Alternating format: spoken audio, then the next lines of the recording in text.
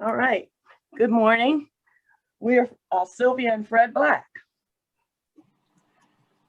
And we're Sarah and Richard Drink. Well, I'm Richard. This is Sarah. I think we can figure that out, Richard. We're here today to talk to you about the ELCA Foundation, the services that they provide, and to let you know about an oncoming meeting for the Holy Trinity members. Fred and I have engaged the ELCA Foundation. We were delighted to find out about these services that the ELCA provides for our members, and we found it to be a really valuable resource. We want to meet with the ELCA Foundation representative because for me, it was really important that the person who was going to be the executor of our estate didn't have to sit and wonder, well, what would they have liked to have done? We wanted it to have a great deal of clarity to make it simpler for that person who was going to be the executor, to know how we would love to have the resources that we were able to gather over all of these years, how we would like for them to be deployed upon our passing. So we were delighted to meet with the representative, who really helped us think about what our estate was. And we hadn't really given a lot of thought in terms of what our estate was composed of. We thought a bit about some of the things. We knew we had a house to leave somebody, a house that they probably wouldn't want in terms of having to do all the things you have to do to get it ready to sell, because they're never going to live in Chapel Hill. But we didn't think about some of the other resources that we had that poor executor would have to deal with.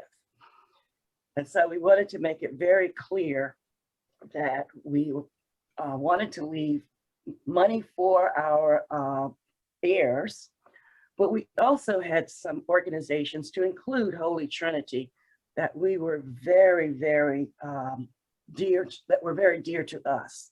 And we wanted to make sure that they were taken care of also. And let me just pick up with what Sylvia said. Process-wise, what was important to make this thing work is we had to do our homework. And sometimes that's not fun, but we did our homework, and the representative kept us on task. And I should add that in case you are concerned about something like this, it is totally confidential. And that really matters because the representative is not sharing your information. And we didn't do things online. We did it face-to-face with home visits. And doing that homework, we came up with, some numbers that were staggering to me. Sylvia said she knew them because I think she was planning for the future, but I didn't know what the total package would look like. And then when you start expressing that in terms of gifts, we did that in terms of percents, because who knows what things will be worth 50 years from now when we pass. So Yeah, really?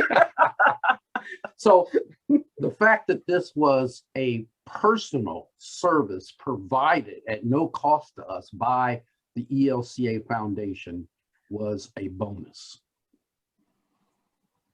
And just to piggyback on what Fred and Sylvia have said, we're a little bit younger than them, not much, right? Fred and Sylvia, just a little bit.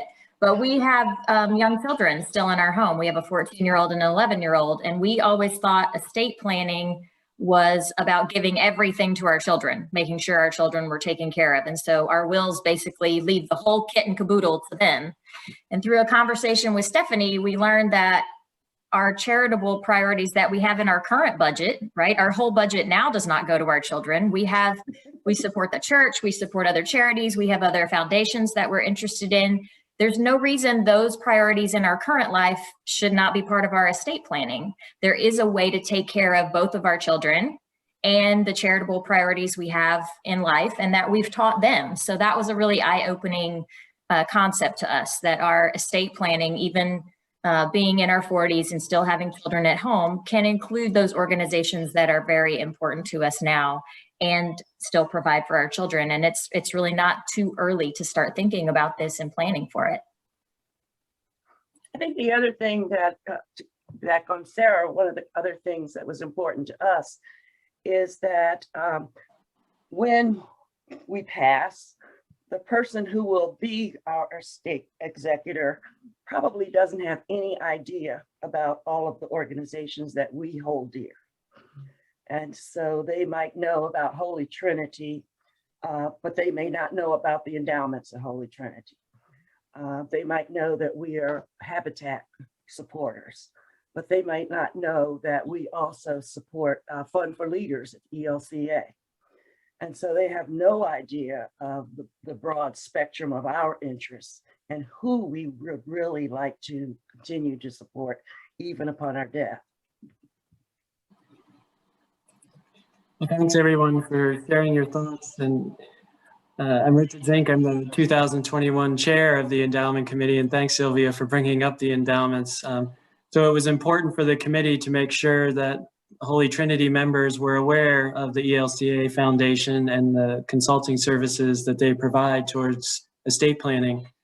And as our members may know, we have two endowment funds, one for the HTLC and one for Lutheran Campus Ministry. The Lutheran Campus Ministry Fund in particular has an ambitious goal to raise $2 million to endow an LCM pastor in memory of Pastor Frank Perry and Martha Perry.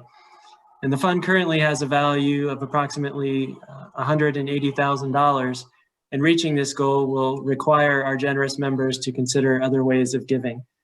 And to provide a brief introduction to the ELCA Foundation and its services, Stephanie Burke, a gift planner for North and South Carolina, will hold a 1-hour Zoom call on Thursday, April 8th at 7 p.m.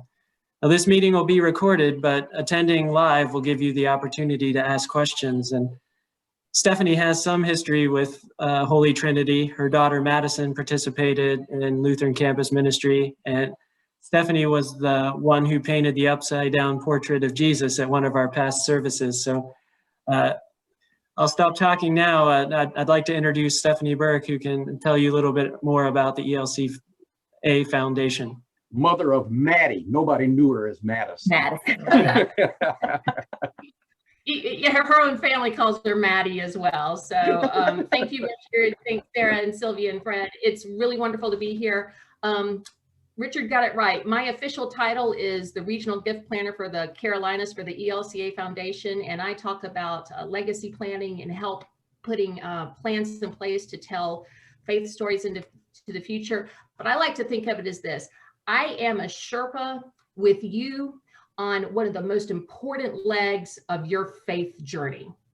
I meet with you from the beginning and I walk with you that entire way. And let's be honest, our legacy plan, what we do with all the gifts that we have been given in our lifetime, is one of the greatest ways we can put an exclamation mark to our faith story on this earth, on this lifetime. This is a way of telling our faith story into the future.